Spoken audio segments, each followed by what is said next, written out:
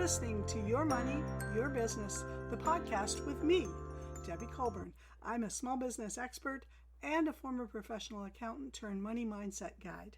And I am obsessed with helping you achieve all those things you've dreamed of and thought were out of your reach, with helping you figure this money stuff out.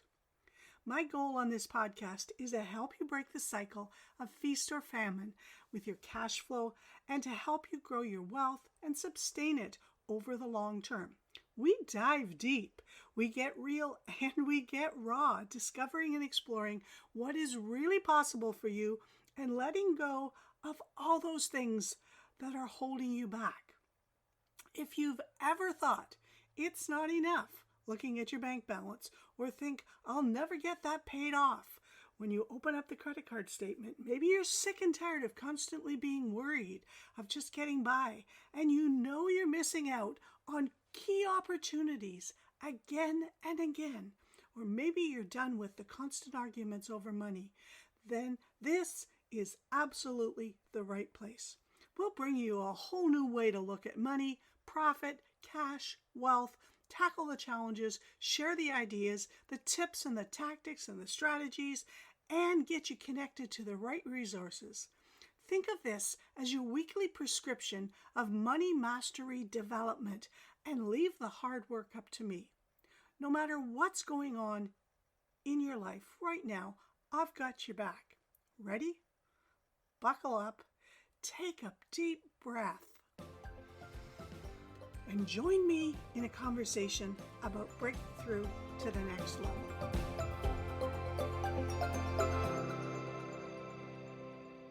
Over the past few years, I found myself embarrassed by my dad's cheapness, particularly when it comes to tipping. Maybe it's old school thinking, but that doesn't make sense since he's always very engaged with the servers and he does get great service. I found myself apologizing to the server for him and leaving a great tip in cash so he doesn't know. Doesn't matter whether it's a $300+ dinner or a $70 dinner, he's always the same. Welcome to episode 114, and it's going to be a wild ride as we delve into the world of prices and no prices, the world of free or almost free. We all love when we get a great deal. It likely feels like we've scored something that others couldn't. Maybe there's a feeling of getting out ahead of someone else, knowing something that they didn't. Or maybe it's a simple thought like, now I can do or buy this other thing with the money that I saved. How many of you have a partner or a family member that thinks exactly the way you do about money? Maybe you've got one that you'd likely not say it out loud, but you think they're cheap. Or maybe it's you. Or maybe you know that behind your back, some of your friends are thinking that about you. It might even have gotten to the point where they might not even invite you to things anymore or suggest that you go out for dinner because they already know the answer.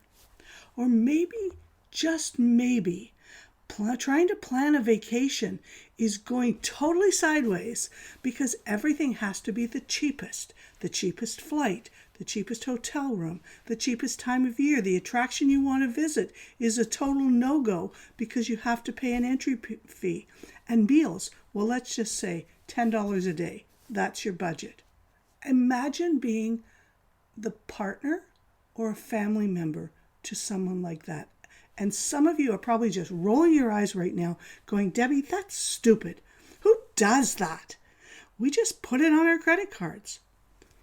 Over the past few years, I found myself embarrassed by my dad's cheapness, particularly when it comes to tipping. Maybe it's old school thinking. Maybe that makes no sense because he's always very engaged with the servers and gets great service. I found myself apologizing to the server for him and leaving a great tip in cash so he doesn't know. Doesn't matter whether it's a $300+ dinner or a $70 one. He's always the same. And yeah, again, you might be thinking, that says more about you, Debbie, than it does about him. But you're right, it does. And as you read my story, you'll understand why it does and how I'm trying to reframe that. So in a coaching program that I was in, we learned about the concept of upgrades in your life. taking the time to look at areas of your life for things and experiences that are economy, that are coach, and that are first class. This exercise really helps you to see what you are valuing in your life and what you are not. It's an exercise that is completely independent of what you have in the bank, what you earn, and your net worth. That's something that is also true about the things you get to choose to get for free or cheaply.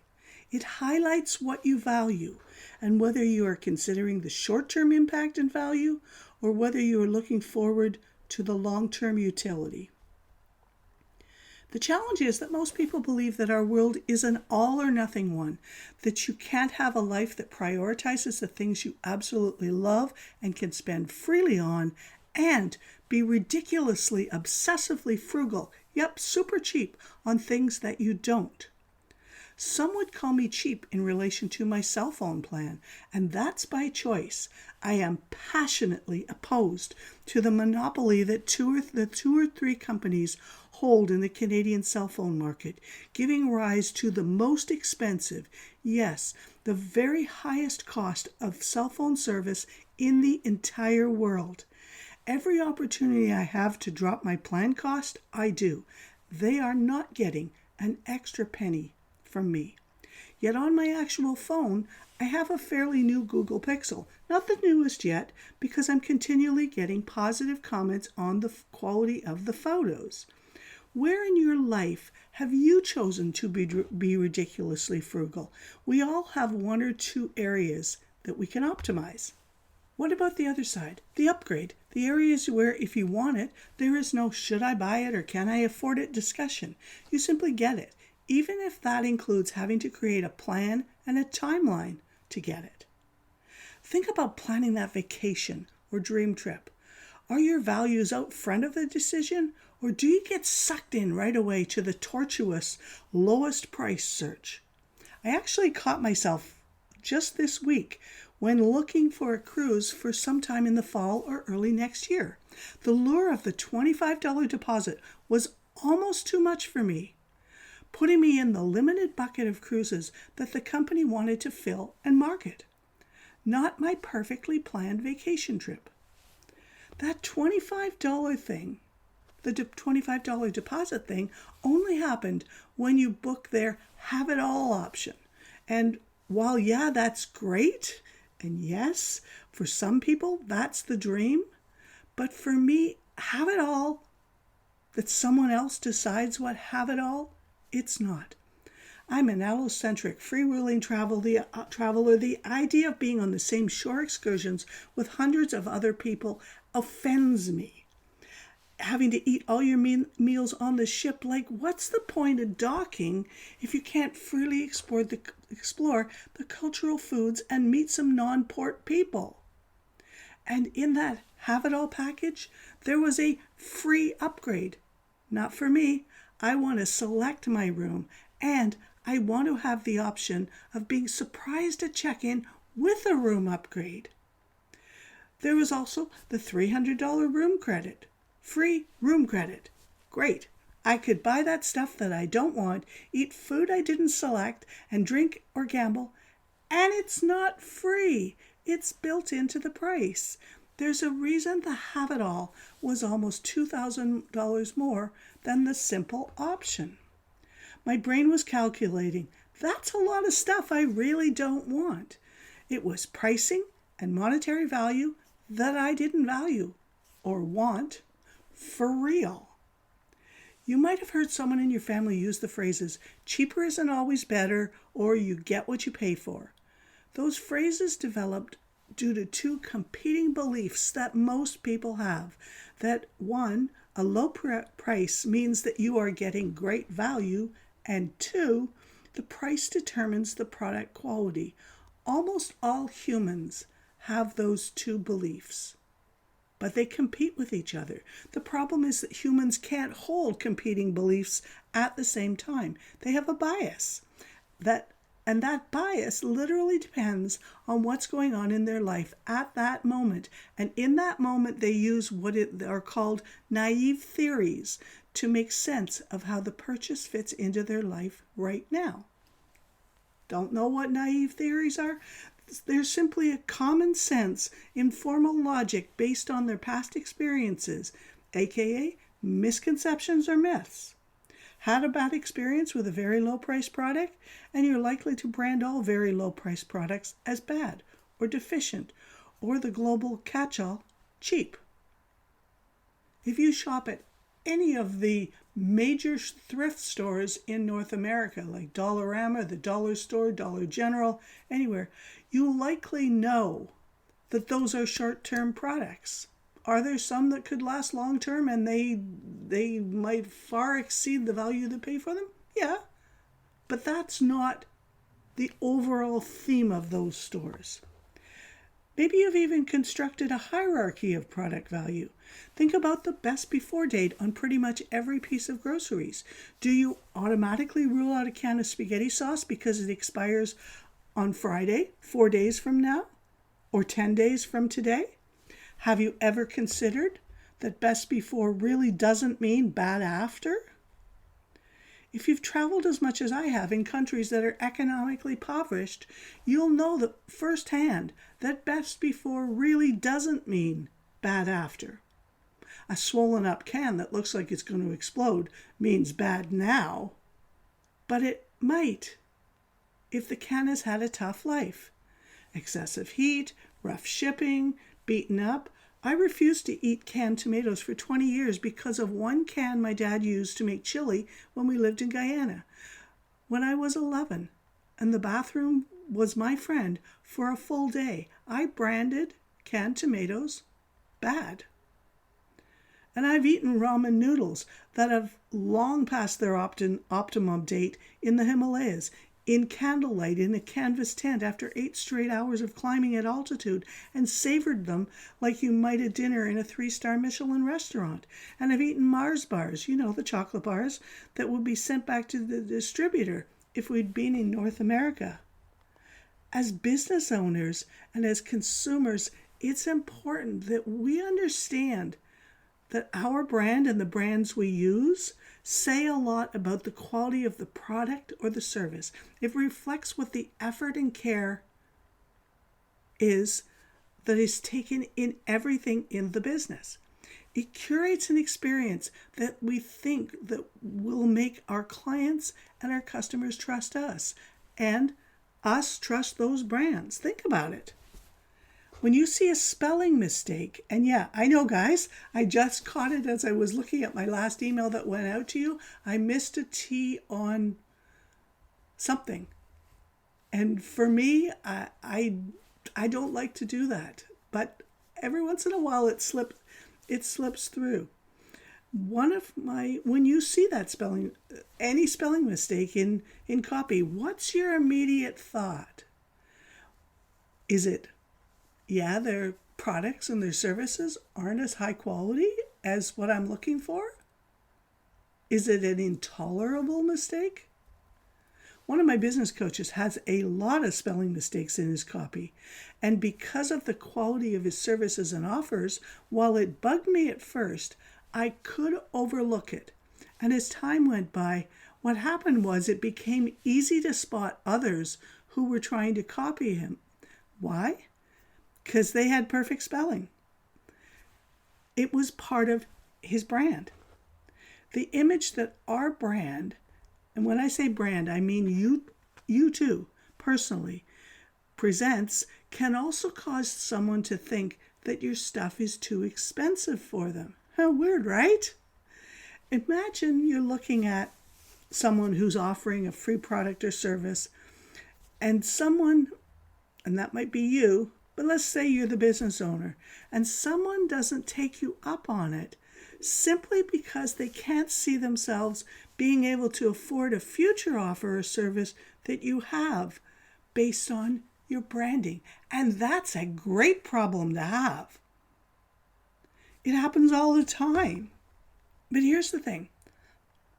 When you connect with a company because they have given you words that immediately come to mind when you think about the company and its products and services, that affects how you view their price. If you can see yourself in the thing, experiencing it, feeling the results. I love my Solomon shoes and boots. You've even seen them in some of my Instagram and my social posts. They represent what's important to me. High quality, outdoors, hiking, nature, freedom, and weirdly vibrancy, the color. I don't do dark or black activity shoes. I just don't. Whether it's a free guide or $400 or $500 boots from Solomon, I'll buy them. Same for Subaru. Even after having had a terrible experience, I was wowed by their service. And my current business coach, on the list to be in all her programs, and that started with a simple, well, I won't say simple because it was a high quality, incredible experience that honestly was probably worth $1,000, maybe $2,000. It was a free 12 days of masterclasses right over Christmas. It was mind-boggling and an eye-opener for me, honestly. There is a whole army of people who believe that cheap is good and free is even better. I'm just putting this out there. If this is you or someone in your family, you're likely not going to be able to change your family or legacy, and over time you too will become part of the growing population of people needing assistance, financial assistance to survive. How disempowering and sad for your future generations. How we behave when presented with buying options is shaped by our beliefs about money. What we heard and saw growing up in our immediate family, our grandparents, even in our neighbors, brothers and sisters, economies and societies change. They evolve. Many boomers grew up with parents who lived through wars. Some of today's immigrants are living through their wars right now. When you don't know what's going to happen tomorrow, whether there'll be enough food for the family, whether you'll have somewhere to live, whether there'll even be food at the stores. Rationing is a real thing. We experienced something like that in the pandemic where people panic. It's easy to understand where so many of our beliefs come from and why it's so important to start identifying them and reframing and changing them to ones that serve us in today's world and for the future.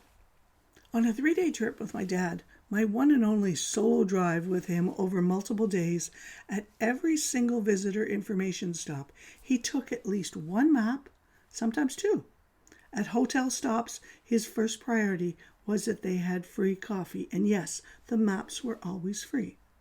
At one Red Roof Inn in Pennsylvania, they didn't have free coffee available, and he got mad. He was insulted. And he started lecturing on them on the fact that it was included with the room, that it said so on the signs in their advertisement, that they were supposed to have it. On a $44 a night hotel, anything that was free was taken. The little bottles of soap, shampoo, tea, coffee. Free to my dad means security from the days when you might not have it. And even though he was born in 1933, there are millions of families struggling right here in North America with this exact same thing, even though they are from every generation after my dad's. Up until just the most recent years, there was a basket full of all these collected hotel things in their main bathroom because they thought the guest would use them. Nope, not many. Our society, well, the manufacturers and marketers have created a disposable society where things are created specifically to fail on a timeline so that they can sell you something new. I know you've been there. You go to Best Buy, and what is the first thing they ask you with cash? Do you want to buy the lifetime warranty? Well, the lifetime is only 2 to 3 years, and the money that you spend on that, you could buy a new one. That's the marketing plan. That culture of disposability has eroded the general idea of quality and created a buying habit of impermanence, an understanding in consumers that everything you buy will fail within 3 to 5 years. And that when you need to replace it, it will appear to cost less and will have more features. Think about it. Fast furniture, fashion, electronics, anything digital. When we are surrounded by this discount and disposal culture, it becomes a big challenge when looking at services, non-physical things. People are not commodities. You don't see them selling people on the stock exchanges like they do oil and gas and corn and wheat and all those things. People just are not commodities. People don't fail in 3 to 5 years. In fact, their longevity is getting longer and longer. We're now up into the almost to 90, and soon we'll be at 100 and then 125. People don't slow down or live up to the technical standards in short windows of time. We are one of the most durable things on the face of the earth. No one ever declines like a commodity. Every single human gets better and better, more knowledgeable, more skilled, more diverse, more connected, more. And with humans, it's the results that all of that knowledge and experience and connections and skills and the commingling of all those things can bestow on someone else that matters. The results is what matters always. So how can you, as a potential buyer or as a future service provider, differentiate between one person's services and someone else's? How can you evaluate a free offer or service when there is no comparable other? How can you use a free offer to move forward and not get stuck in always looking for the free thing? That's what I call the freebie epidemic. And there's a very rare number of people in the world who actually can make astronomical forward progress and build very successful businesses with that. But those are anomalies. How can you understand when you see something as having no value simply because it's free and start seeing its value to you? How can you see the value of something with a mid-range dollar cost as more valuable long term? And is there a way to determine the true value to you of the various different services offered by a number of different people? I'd like to start by asking one simple question. Was that great deal really a bargain? I bet there's more than just a handful of you listening that immediately thought about a class or a course you took or a thing that you bought that fits right into the category of a total waste of money. But here's the thing.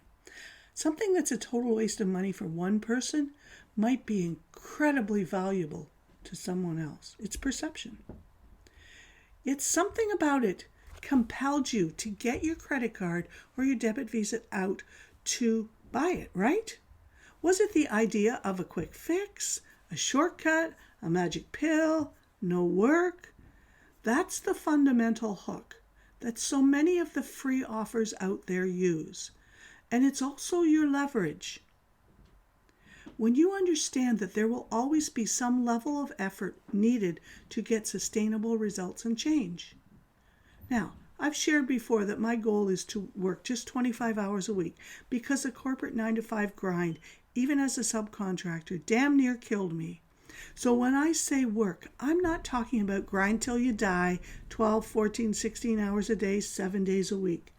But there is some effort needed in changing a habit or two, in switching things up, maybe decluttering, maybe learning, doing exercises or worksheets, stuff like that. There are a whole lot of people out there who are taking or getting the weekly shot of Ozempic. And while I'm an absolute fan of taking control of your health and wellness, it's still a quick fix that needs the habits and thinking of human nature to be modified to make it stick for life without the injection. For some it will work, but sadly for others it may just be another diet fad. I have my fingers and toes crossed because it has been a lifesaver for my daughter so far. The thing about a free offer in the online space is that it gives you a great opportunity to get a feel for the person's teaching and coaching style, for the modalities they use, and it gets you connected to others that have a similar interest. In many cases, you are getting in on the ground floor, helping them shape the service offered to deal with exactly the problem that you're looking to solve, even if you didn't know what that was or thought it was something else. That's what a great free offer can start to do. Ever wonder why you keep getting a headache, even though the Tylenol take them away at the time? Well, maybe that's because the headache isn't actually the problem. The problem is actually you're letting yourself get dehydrated. I'm going to be brutally honest here. There are a lot of free offers out there that are a waste of time. Whether it's free or you have to pay for it, you are giving your hard-earned dollars to someone else in the promise that they will deliver a tangible result. They will change your life. They will give you a transformation if you do the work. But there are many out there that say, we'll give you that, with no disclaimer that you have to do the work. For a new dog owner, maybe that's stopping the nipping that happens as the puppy loses its baby teeth around 16 weeks old or so. You can feel that result, see it, a transformation from a nipping machine to a calmer, toy-holding puppy sweetness. For the person looking into a plant-based diet, maybe it's creating your own shopping list and serving your family your first meal. Those product-based things, tangible results, are easy to see. But there is a whole other realm where the transformation comes in the form of a perception, a change in how you think about something. Think back. If you're similar to my age, there was a time where smoking was looked favorably upon, but somewhere along the line over the numbers of years, there was a switch. And we learned that, and we embraced, that's the key, that smoking is actually bad for you. Same with sunblock. Sometimes you hear it about coffee. Sometimes you hear it about wine. Sometimes, even in our cars that we drive, normally aspirated engines or gasoline engines are not as good as the EVs and the hybrids. All those things, those changes are changes in our thinking, in our belief. How you think about something. Harder? Maybe it's a leap of faith, but which is easier? A leap of faith with big dollars behind it, or a leap of faith that is free? As an introduction.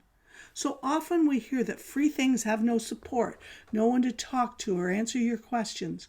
People even believe that it didn't cost the business anything to create or maintain that free offer. Nothing could be further from the truth. If you're looking at a business that delivers something that is of value to you. Something you may not know about me is that I, in most everything, am self-taught. Mostly because I love to learn and understand how things work behind the scenes, how other companies market things, what's their onboarding, how do they treat their people, what's the back end, the admin. I honestly believe that on a long enough timeline, you could teach yourself everything to become a master at anything. I call that the email university. And unlike a university, you can opt out. If you get a number of emails from someone and you do the work and you check into it and then you go, not for me, you simply just have to hit the subscribe button. You don't have to walk into the store and go, here's your product back because I didn't like it and have a big excuse. You just have to hit unsubscribe. Here's the thing about anything you buy. There must be a guarantee. And just as a little caveat, I wasn't going to talk about this, but I just need to mention it. Reviews are irrelevant. Reviews reflect someone else with a completely different life experience and life from you, what they thought about something. As a travel agent for a number of years, that is an area where what someone considers to be a 4-star experience or a 5-star experience could well be perceived by someone else as a 1 or a 2-star experience. That is the nature of reviews. Same with meals. Then one might say it's amazing, another might say it's terrible. If you've traveled around the world and you have a culturally diverse palate and you go to Burger King, you're going to say, give it a 1-star. But if someone's never ever been to a restaurant before, that might be a 5 or a 6. I encourage you, look at reviews if you want, but don't put all your faith in reviews and try not to allow them to cloud your vision. A free offer without a guarantee is a statement by the business that they don't truly believe in what they're offering. They don't believe in the result that they're saying that you'll get or the transformation. That is the definition of cheap for me. No results, a throwaway, short-lived. Because even the free stuff can set you back or be a big mistake, just in the same way as a mid-range and premium price service can. I hope this has given you something to think about when you're looking at different stuff. As we finish off, I just want to mention, if you haven't already checked out our free Radically Boost Your Money IQ 4-week course, there is a guarantee on there. There is a transformation promised. It will change the way you think about money in a really good way. And the link is there in the notes. And it's also in what you'll hear in the next few minutes. So this podcast got you thinking you'd like to go a bit deeper on this with me. You want to figure your money thing out?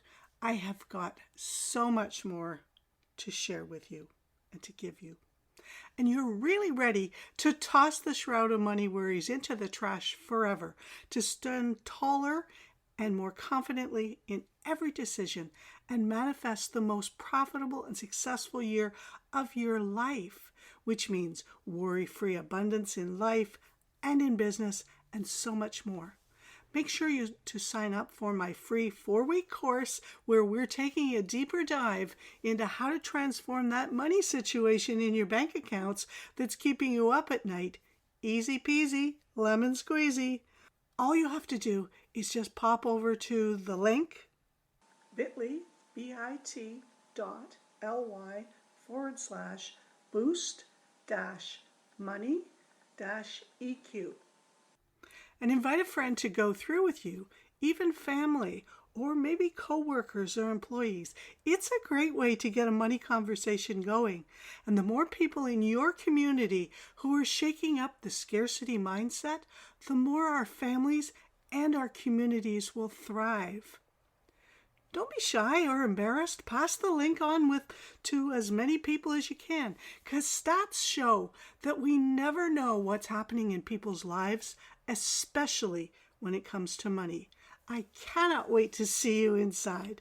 And yep, regardless if you sign up for TBN or not, this course is absolutely free. No strings attached. So much value handpicked for you inside it.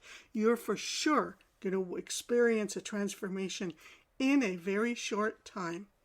Come on, join us and have some fun.